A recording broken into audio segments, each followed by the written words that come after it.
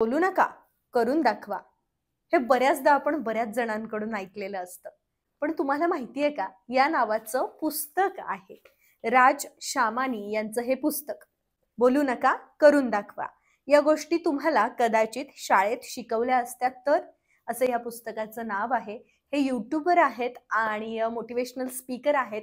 त्यांचं हे पुस्तक आहे. बुक टॉक विथ सायली या सीरीजच्या नव्या भागामध्ये तुमच्या सर्वांचं खूप स्वागत. आज आपण या पुस्तकावरती चर्चा करणार आहोत.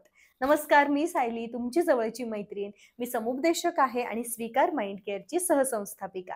जर तुम्हाला स्वीकार माइंड केअर क्लब या आपल्या व्हॉट्सअप समूहामध्ये सहभागी व्हायचं असेल तर त्याची लिंक मी खाली कमेंट बॉक्समध्ये देतेय.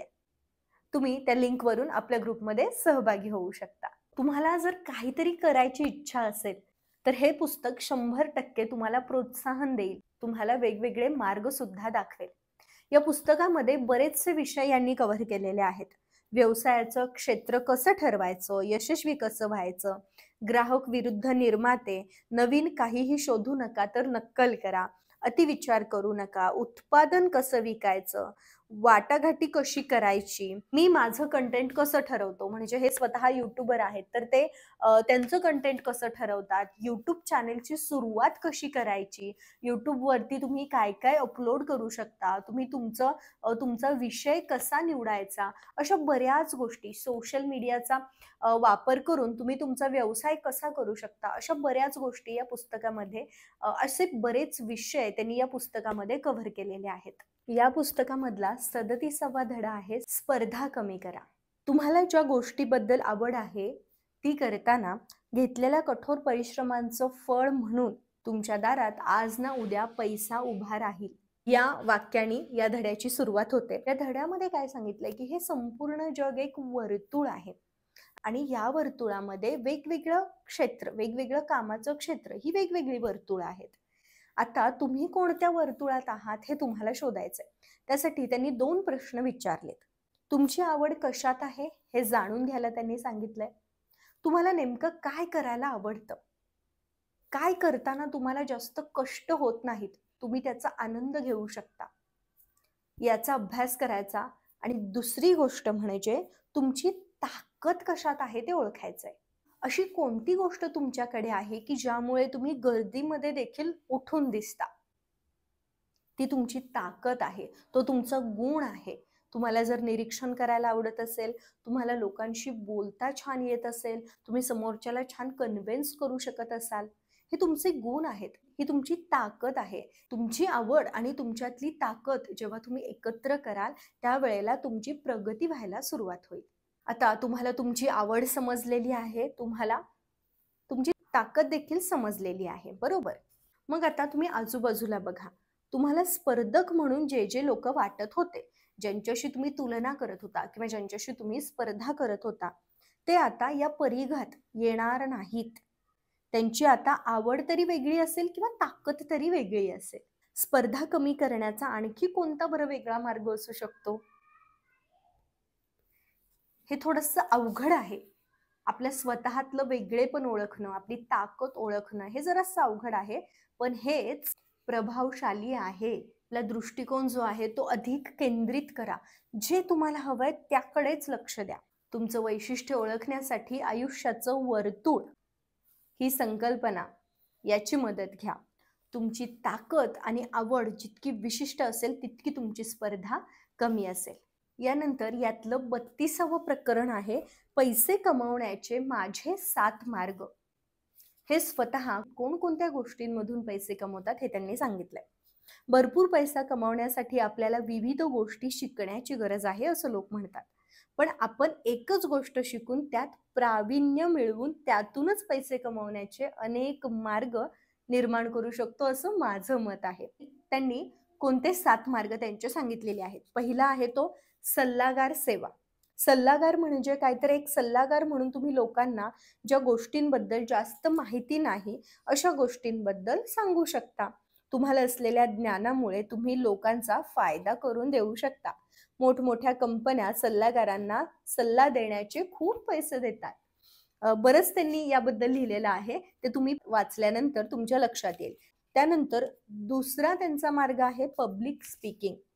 मी सोशल मीडिया मार्केटिंग विषयी शिकलो आहे आणि लहान व्यवसाय या माध्यमातून कमी पैशात कसा वाढवायचा हे देखील शिकलो आहे. म्हणून मी या गोष्टी सार्वजनिक ठिकाणी बोलायला सुरुवात केली. सुरुवातीला मी 4 लोकांसमोर बोलायला सुरुवात केली, मग 5 लोकांसमोर, मग 10 लोकांसमोर. त्यानंतर मी छोट्या महाविद्यालयातही कोणताही मोबदला न घेता बोलायला सुरुवात केली. मी त्यांना ईमेल किंवा फोन करून स्वतःबद्दल सांगायचो आणि म्हणायचो, मला तुमच्या विद्यार्थ्यांसमोर बोलायचं आहे आणि त्याबद्दल मला पैसेही नकोत. ते भविष्यात सोशल मीडिया मार्केटिंगद्वारे कसा पैसा कमावू शकतात याबद्दल मला त्यांना सांगायचं आहे. 100 महाविद्यालयांशी मी संपर्क साधला होता. त्यापैकी फक्त 2 किंवा 3 महाविद्यालयांनी मला प्रतिसाद दिला. ठीक आहे, मग पैसे घेणार नाहीस ना तू, मग ये. आणि अशा पद्धतीने त्यांचं हे काम त्यांनी कसं वाढवलं हे त्यांनी पुढे सांगितलेलं आहे. तिसरा त्यांचा मार्ग आहे तो आहे ब्रँड डील्स. जर 1.5 लाख लोक मला ऐकत असतात तेव्हा त्यांच्याबद्दल मी बोलावं, त्यांच्या उत्पादनाची जाहिरात करावी म्हणून ब्रँड मला पैसे देतात. मी आजही भाषणं देतो, मी आजही त्या गोष्टींबद्दल बोलतो, पण मी हे सगळं ब्रँडेड सूट घालून करतो जेणेकरून ब्रँड मला पैसे देतील. बऱ्याचदा आपण यूट्यूबवरती बघतो, अनेक चॅनल्स असतात आणि तिथे वेगवेगळ्या ब्रँड्सची ते स्वतःच्या चॅनलवरती जाहिरात करत असतात. पण सुरुवातीला त्यांना खूप कष्ट घ्यावे लागतात, त्यांना अनेक लोकांपर्यंत पोहोचावं लागतं. त्यांचा सबस्क्रायबर्सचा जो वर्ग आहे, त्यांचं जे कुटुंब आहे ते वाढतं आणि मग ते ब्रँड डील्स करायला सुरुवात करतात. त्यानंतर 5वा त्यांचा मार्ग आहे तो म्हणजे अभ्यासक्रम, त्यांचे कोर्सेस. मी एक अभ्यासक्रम तयार केला आहे आणि त्यासाठी ₹500 शुल्क आकारलेलं आहे.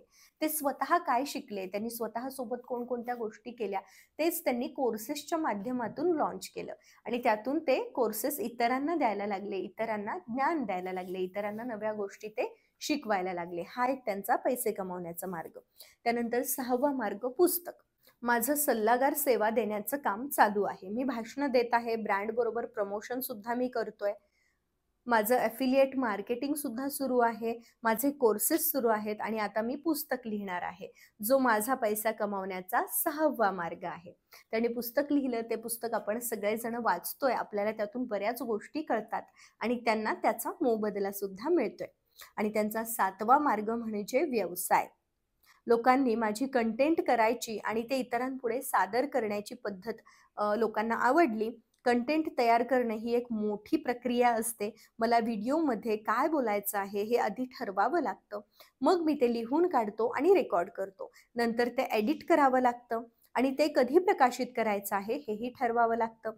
आता ज्यांना कंटेंट तयार करायचा आहे आणि ऑनलाईन गोष्टी सांगायच्या आहेत आणि हीच जीवनशैली जगायची आहे, त्यांना हे सगळं शिकण्याची गरज आहे. ते माझ्याकडे येऊ शकतात. मी त्यांना व्हिडिओ एडिटर देईन, त्यांना मी लेखक देईन. सध्या काय चालतं आणि काय चालत नाही हे सांगून मी त्यांना काही कल्पना सुचवतो आणि हा आहे त्यांचा व्यवसाय. या व्यवसायाबद्दल सुद्धा त्यांनी पुढे बऱ्याच गोष्टी सांगितलेल्या आहेत. तर अशा प्रकारे आपण आपल्या ज्ञानाचा वापर करून, आपण स्वतःवरती प्रचंड काम करून आपले वेगवेगळे इन्कम सोर्सेस बनवू शकतो. आणि म्हणूनच मी तुम्हाला म्हटलं की ज्यांना काहीतरी करून दाखवायचं आहे त्यांनी हे पुस्तक नक्की वाचावं. मला या पुस्तकाचा खूप जास्त फायदा होतोय. अनेक गोष्टींच्या मागे धावण्यापेक्षा एकाच गोष्टीमध्ये पारंगत होण्यावरती लक्ष द्यायचं आणि त्यातून वेगवेगळ्या गोष्टी निर्माण करायच्या. प्रत्येक व्यवसायाच्या प्रकाराविषयी शिकून घ्या आणि आपलं कौशल्य यात कशा प्रकारे लागू होईल याच्याबद्दल माहिती घ्या, विचार करा. जिथं तुमचं कौशल्य एकदम बरोबर बसेल त्यातून पैसा कमवण्याचा प्रयत्न करा. अशाच पद्धतीने या पुस्तकामध्ये बऱ्याच आयडियाज आहेत आणि ज्यामधून आपण खूप स्वतःची प्रगती करून घेऊ शकतो असं मला वाटतं. आणि म्हणूनच आजच्या या आपल्या बुक टॉक विथ सायली या सिरीजच्या भागातून या पुस्तकावरती मला बोलावं असं वाटलं. तुम्हाला आजचा हा एपिसोड कसा वाटला मला कमेंट्समध्ये सांगायला विसरू नका. लवकरच भेटूयात पुन्हा अशाच एका नव्या विषयासोबत, नव्या व्हिडिओसोबत. तोपर्यंत स्वतःची काळजी घ्या.